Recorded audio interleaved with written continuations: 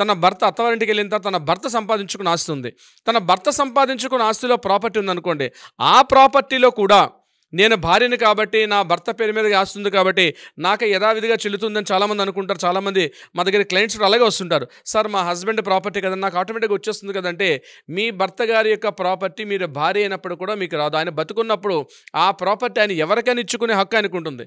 భార్యని కాబట్టి నేను ఎవరికైనా ఇస్తే నేను అడ్డుపడ, నాకు లీగల్ హక్కు ఉంటుంది. నా భర్తే కదా, బయట వారు కాదు కదా. నా భర్త సంపాదించుకున్న ఆస్తి మీద నాకు ఆస్తి ఉంటుంది.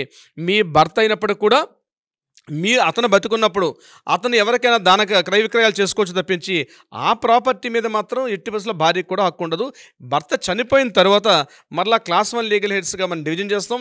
క్లాస్ 1 లీగల్ హెడ్స్ కింద అప్పుడు మరలా భార్య, కొడుకు, కూతురు, తల్లి వీళ్ళందరికీ హక్కులు వస్తాయి. అంటే 1/3 ప్రాపర్టీ మాత్రమే ఆవిడకి వచ్చే ఒక భాగం మాత్రమే తనకు వచ్చే అవకాశం ఉంటుంది తప్పించి ఎవరికి లేకుండా పూర్తిగా నేను భార్యని కాబట్టి పూర్తి హక్కులు నాకు చెందాలి అనుకోవడం అనేది చాలా ఇంపాసిబుల్. అది ఎట్టి పరిస్థితుల్లో కూడా జరగదు.